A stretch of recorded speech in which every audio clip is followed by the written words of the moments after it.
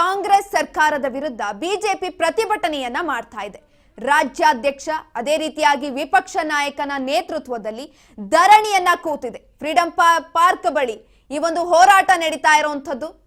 ಕಾಲ್ತುಳಿತದಿಂದ 11 ಜನರು ಸಾವು ಅನ್ನ ಖಂಡಿಸಿ ಇದೀಗ ಹೋರಾಟವನ್ನ ಮಾಡ್ತಾ ಇದ್ದಾರೆ. ಸಾವಿಗೆ ನೇರವಾಗಿ ಸರ್ಕಾರವೇ ಹೊಣೆ ಅಂತ ಹೇಳಲಾಗ್ತಾ ಇದೆ. ಪ್ರತಿಭಟನೆಯನ್ನ ಮಾಡ್ತಾ ಇರುವಂತದ್ದು ಇದೀಗ ರಾಜ್ಯಾಧ್ಯಕ್ಷ ಅದೇ ರೀತಿಯಾಗಿ ವಿಪಕ್ಷ ನಾಯಕರ ನೇತೃತ್ವದಲ್ಲಿ ಧರಣಿಯನ್ನ ಕೂರಲಾಗ್ತಾ ಇದೆ. ಫ್ರೀಡಂ ಪಾರ್ಕ್ ಬಳಿ ಈ ಒಂದು ಧರಣಿಯನ್ನ ನಡೆಸಲಾಗುತ್ತೆ. ಶೀಘ್ರದಲ್ಲಿ ಧರಣಿಗೆ ಎಲ್ಲಾ ರೀತಿಯಾದಂತಹ ಸಿದ್ಧತೆಗಳನ್ನ ಮಾಡಿಕೊಳ್ಳಲಾಗ್ತಾ ಇರುವಂತದ್ದು. ಕಾಲ್ತುಳಿತದಿಂದ 11 ಜನರು ಸಾವನ್ನಪ್ಪಿದ್ರು. ಈ ಒಂದು ಸಾವನ್ನ ಖಂಡಿಸಿ ಇದೀಗ ಧರಣಿಗೆ ಎಲ್ಲಾ ಸಿದ್ಧತೆಗಳನ್ನ ಮಾಡಿಕೊಂಡಿರುವಂತದ್ದು. ಸಾವಿಗೆ ನೇರವಾಗಿ ಸರ್ಕಾರವೇ ಹೊಣೆ ಎಂದು ಬಿಜೆಪಿ ಆರೋಪವನ್ನ ಮಾಡ್ತಾ ಇದೆ. ಈ ಹಿನ್ನೆಲೆಯಲ್ಲಿ ಇಂದು ಹೋರಾಟಕ್ಕೆ ಎಲ್ಲಾ ಸಿದ್ಧತೆಗಳನ್ನ ಮಾಡಿಕೊಂಡಿರುವಂತದ್ದು. ಕೆಲವೇ ಕ್ಷಣಗಳಲ್ಲಿ ರಾಜ್ಯ ಬಿಜೆಪಿಯಿಂದ ಪ್ರತಿಭಟನೆಯನ್ನ ನಡೆಸಲಾಗುತ್ತೆ. ವಿಮಾನ ದುರಂತದ ಹಿನ್ನೆಲೆ ಧರಣಿ ಮುಂದೂಡಿತ್ತು ಬಿಜೆಪಿ ಸರ್ಕಾರ. ಇದೀಗ ಇಂದು ಫ್ರೀಡಂ ಪಾರ್ಕ್ ಬಳಿ ಧರಣಿಯನ್ನ ಹಮ್ಮಿಕೊಂಡಿದೆ. ಶೀಘ್ರದಲ್ಲಿ ಈ ಒಂದು ಧರಣಿಯನ್ನ ನಡೆಸಲಾಗುತ್ತೆ. ಶಾಸಕರು, ಸಂಸದರು ಅದೇ ರೀತಿಯಾಗಿ ಮಾಜಿ ಸಚಿವರು ಉಪಸ್ಥಿತರಿರ್ತಾರೆ. ಈ ವೇಳೆ ಸಿದ್ದರಾಮಯ್ಯ ಸರ್ಕಾರದ ವಿರುದ್ಧ ರಣಕಹಳೆಯನ್ನ ಕೂಗೋದಿಕ್ಕೆ ಇದೀಗ ಸಕಲ ಸಿದ್ಧತೆಗಳನ್ನ ಮಾಡಿಕೊಂಡಿರುವಂತದ್ದು ಬಿಜೆಪಿ ಸರ್ಕಾರ. ಕೆಲವೇ ಕ್ಷಣಗಳಲ್ಲಿ ರಾಜ್ಯ ಬಿಜೆಪಿಯಿಂದ ಪ್ರತಿಭಟನೆಯನ್ನ ನಡೆಸಲಾಗುತ್ತೆ. ಈ ಬಗ್ಗೆ ಹೆಚ್ಚಿನ ಮಾಹಿತಿಯನ್ನ ಕೊಡ್ತಾ ಹೋಗ್ತಾರೆ ನಮ್ಮ ಪ್ರತಿನಿಧಿ ರೇಣುಕಾ, ಯಾವ ರೀತಿ ಇದೆ ಇದೀಗ ಕಾಲ್ತುಳಿತ ಪ್ರಕರಣ ಮತ್ತೆ ಮುನ್ನೆಲೆಗೆ ಬಂದಿರುವಂತದ್ದು? ಅಲ್ಲಿ ಫ್ರೀಡಂ ಪಾರ್ಕ್ ಬಳಿ ಹೋರಾಟವನ್ನ ನಡೆಸೋದಕ್ಕೆ ಎಲ್ಲಾ ಸಿದ್ಧತೆಗಳನ್ನ ಮಾಡಿಕೊಳ್ಳಲಾಗಿದೆ. ಯಾವ ರೀತಿ ಇದೆ ಅಲ್ಲಿನ ಸಿದ್ಧತೆಗಳು? ಸುಕನ್ಯಾ, ಏನು ಮೊನ್ನೆ ನಡೆದಂತಹ ಚಿನ್ನಸ್ವಾಮಿ ಸ್ಟೇಡಿಯಂ ನಲ್ಲಿ ನಡೆದಂತಹ ಕಾಲ್ತುಳಿತದ ಘಟನೆ ಖಂಡಿಸಿ ಈಗಾಗಲೇ ರಾಜ್ಯದಲ್ಲಿ ಸಾಕಷ್ಟು ಒಂದು ಆಕ್ರೋಶವನ್ನು ಕೂಡ ವ್ಯಕ್ತಪಡಿಸ್ತಾ ಇರುವಂತದ್ದು.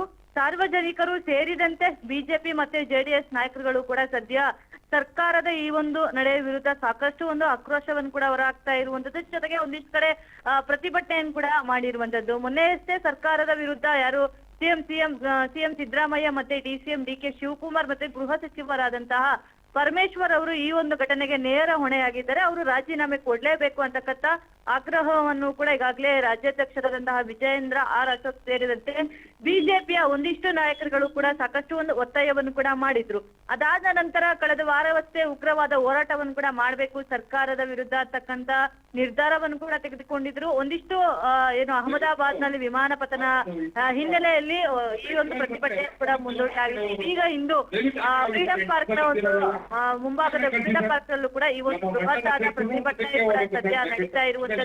ಈಗಾಗಲೇ ನೂರಾರು ಸಂಖ್ಯೆಯಲ್ಲಿ ಕೂಡ ಕಾರ್ಯಕರ್ತರು ಕೂಡ ಈ ಒಂದು ಪ್ರತಿಭಟನೆಗೆ ಆಗಮಿಸ್ತಾ ಇದ್ದಾರೆ. ಜೊತೆಗೆ ಪರಿಷತ್ ಸದಸ್ಯರು ಸೇರಿದಂತೆ ಶಾಸಕರು ಮತ್ತೆ ಮಾಜಿ ಶಾಸಕರು, ಮಾಜಿ ಸಚಿವರುಗಳು ಕೂಡ ಈ ಒಂದು ಪ್ರತಿಭಟನೆಯಲ್ಲೂ ಕೂಡ ಈಗಾಗಲೇ ಭಾಗಿಯಾಗಿರುವಂತದ್ದು. ಪ್ರಮುಖವಾಗಿ ರಾಜ್ಯಾಧ್ಯಕ್ಷರಾದಂತಹ ವಿಜಯೇಂದ್ರ ಮತ್ತೆ ಆರ್ ಅಶೋಕ್ ಅವರ ಒಂದು ನೇತೃತ್ವದಲ್ಲಿ ಈ ಒಂದು ಪ್ರತಿಭಟನೆಯನ್ನು ಕೂಡ ಹಮ್ಮಿಕೊಂಡಿರುವಂತದ್ದು.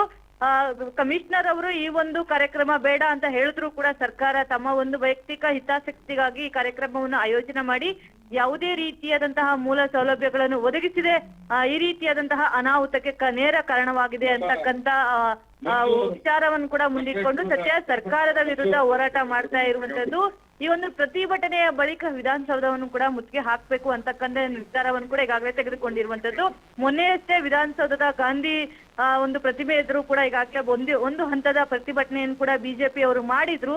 ಅದಾದ ನಂತರ ಮತ್ತಷ್ಟು ದೊಡ್ಡ ಮಟ್ಟದಲ್ಲಿ ಸರ್ಕಾರಕ್ಕೆ ಚುರುಕು ಮುಟ್ಟಿಸುವ ಒಂದು ಕೆಲಸವನ್ನು ಕೂಡ ಮಾಡ್ಲಿಕ್ಕೆ ಸದ್ಯ ಬಿಜೆಪಿ ನಾಯಕರುಗಳು ಕೂಡ ಮುಂದಾಗಿರುವಂತದ್ದು. ಸದ್ಯ ಈಗಾಗಲೇ ಸಾಕಷ್ಟು ಒಂದು ಶಾಸಕರುಗಳು ಕೂಡ ಈ ಒಂದು ಪ್ರತಿಭಟನೆಗೆ ಆಗಮಿಸ್ತಾ ಇರುವಂತದ್ದು. ಸಂಸದರು ಸೇರಿದಂತೆ ಅನೇಕ ಮಾಜಿ ಸಚಿವರುಗಳು ಕೂಡ ಈ ಒಂದು ಪ್ರತಿಭಟನೆಗೆ ಆಗಮಿಸ್ತಾ ಇದ್ದಾರೆ. ಇನ್ನೇನು ಕೆಲವೇ ಕ್ಷಣಗಳಲ್ಲೂ ಕೂಡ ಈ ಒಂದು ಪ್ರತಿಭಟನೆ ಆರಂಭವಾಗುವ ಎಲ್ಲಾ ಲಕ್ಷಣಗಳು ಕೂಡ ಕಾಣ್ತಾ ಇರುವಂತದ್ದು. ಸುಕನ್ಯಾ, ಎಸ್ ರೇಣುಕಾ, ಎಲ್ಲೋ ಒಂದ್ ಕಡೆ ಕಾಂಗ್ರೆಸ್ ನಾಯಕರ ಈ ಒಂದು ಪ್ರತಿಭಟನೆ ಅಂದ್ರೆ ಬಿಜೆಪಿ ನಾಯಕರ ಒಂದು ಪ್ರತಿಭಟನೆ ಏನಿದೆ ಕಾಲ್ತುಳಿತ ಪ್ರಕರಣದ ಹಿನ್ನೆಲೆ, ಎಲ್ಲೋ ಒಂದ್ ಕಡೆ ಸರ್ಕಾರಕ್ಕೆ ಒಂದು ಹೊಡೆತ ಬೀಳುತ್ತಾ ಅಂತ ಕಾಂಗ್ರೆಸ್ ಸರ್ಕಾರಕ್ಕೆ? ಖಂಡಿತವಾಗ್ಲೂ ಸುಕನ್ಯಾ, ಯಾಕೆಂತಂದ್ರೆ ಈ ಒಂದು ವಿಚಾರದಲ್ಲಿ ಈಗಾಗಲೇ ಸಿಎಂ ಸಿದ್ದರಾಮಯ್ಯ ಅವರು ಅಭಿನಂದನಾ ಕಾರ್ಯಕ್ರಮ ಹಮ್ಮಿಕೊಂಡಂತಹ ಸಂದರ್ಭದಲ್ಲಿ ತಾವೇ ಸ್ವತಃ ಒಂದು ಟ್ವೀಟ್ ಅನ್ನು ಕೂಡ ಮಾಡ್ತಾರೆ. ಆ ಒಂದು ಟ್ವೀಟ್ ಅಲ್ಲೂ ಕೂಡ ಅಭಿನಂದನಾ ಕಾರ್ಯಕ್ರಮವನ್ನು ವಿಧಾನಸೌಧದ ಮೆಟ್ಟಿಲುಗಳ ಮೇಲೆ ಇಟ್ಕೊಂಡಿದ್ದೀವಿ, ಎಲ್ಲರೂ ಕೂಡ ಬರಬೇಕು ಅಂತಕ್ಕಂತ ಬಹಿರಂಗ ಆಹ್ವಾನವನ್ನು ಕೂಡ ಕೊಡ್ತಾರೆ. ಅದಾದ ನಂತರ ಎಲ್ಲೋ ಒಂದ್ ಕಡೆ ಪೊಲೀಸ್ ಅಧಿಕಾರಿಗಳ ಒಂದು ಮಾಹಿತಿ ಕೊಟ್ಟರೂ ಕೂಡ ಸರ್ಕಾರ ಅದನ್ನು ಪಾಲಿಸುವಲ್ಲಿ ಎಲ್ಲ ಒಂದ್ ಕಡೆ ನಿರ್ಲಕ್ಷ್ಯ ವಹಿಸಿದೆ. ಅದ್ರ ಜೊತೆಗೇನೆ ತಮ್ಮ ಒಂದು ತಪ್ಪನ್ನು ಮುಚ್ಚಿಕೊಳ್ಳುವ ಪ್ರಯತ್ನದಲ್ಲೂ ಕೂಡ ಈಗಾಗಲೇ ಏನು ಅಧಿಕಾರಿಗಳನ್ನು ಕೂಡ ಅಮಾನತು ಮಾಡಿರುವಂತದ್ದು.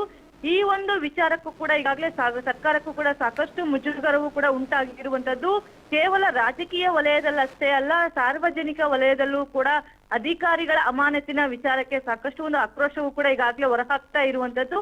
ಹಾಗಾಗಿ ಸರ್ಕಾರಕ್ಕೆ ಈ ರೀತಿಯಾದಂತಹ ಏನು ಪದೇ ಪದೇ ಬಿಜೆಪಿ ಅವರು ಇರ್ಬೋದು ಅಥವಾ ಜೆಡಿಎಸ್ ಅವರು ಇರ್ಬೋದು ಪ್ರತಿಭಟನೆಗಳನ್ನು ಕೂಡ ಮಾಡ್ಕೊಂಡು ಹೋಗ್ತಾ ಇದ್ರೆ ತಾರ್ಕಿಕ ಅಂತ್ಯಕ್ಕೆ ತೆಗೆದುಕೊಂಡು ಹೋಗೋವರೆಗೂ ಅಥವಾ ರಾಜೀನಾಮೆ ಕೊಡೋವರೆಗೂ ನಾವು ಈ ಹೋರಾಟವನ್ನು ನಿಲ್ಸಲ್ಲ ಅಂತಕ್ಕಂತ ಶಪಥವನ್ನು ಕೂಡ ಈಗಾಗಲೇ ಬಿಜೆಪಿ ನಾಯಕರು ಮಾಡಿರುವಂತದ್ದು. ಹಾಗಾಗಿ ಮುಂದಿನ ದಿನಗಳಲ್ಲಿ ಈ ಒಂದು ವಿಚಾರವೇ ರಾಜ್ಯ ಸರ್ಕಾರಕ್ಕೆ ಸಾಕಷ್ಟು ಒಂದು ಕಂಟಕವಾಗಲಿದೆ ಅಂತಕ್ಕಂತ ಮಾಹಿತಿ ಕೂಡ ಬಹುತೇಕ ಖಚಿತವಾಗಿರುವಂತದ್ದು. ಸುಕನ್ಯಾ. ಎಸ್ ರೇಣುಕ, ಧನ್ಯವಾದಗಳು ಹೆಚ್ಚಿನ ಮಾಹಿತಿಗಾಗಿ.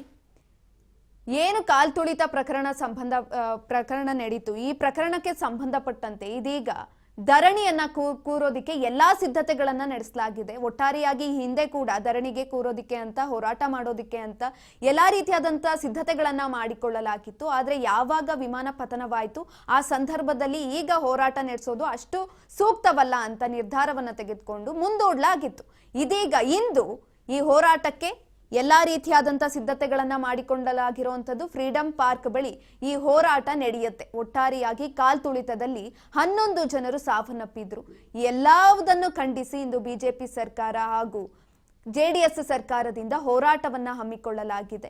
ಒಟ್ಟಾರೆಯಾಗಿ ಸಿಎಂ ಆಗಿರ್ಬೋದು, ಡಿಸಿಎಂ ಆಗಿರ್ಬೋದು, ಗೃಹ ಸಚಿವರಾಗಿರ್ಬೋದು, ಈ ಎಲ್ಲರ ರಾಜೀನಾಮೆಗೆ ಕೂಡ ಒತ್ತಾಯವನ್ನ ಮಾಡಲಾಗ್ತಾ ಇದೆ. ಈ ವೇಳೆ ಹಲವಾರು ಅಧಿಕಾರಿಗಳನ್ನ ಅಮಾನತು ಕೂಡ ಮಾಡಿತ್ತು ಕಾಂಗ್ರೆಸ್ ಸರ್ಕಾರ. ಇದರ ವಿರುದ್ಧವೂ ಕೂಡ ಆಕ್ರೋಶವನ್ನ ಹೊರ ಹಾಕ್ತಾ ಇದ್ದಾರೆ ಎಲ್ಲ ಸಚಿವರಾಗಿರ್ಬೋದು, ಶಾಸಕರಾಗಿರ್ಬೋದು.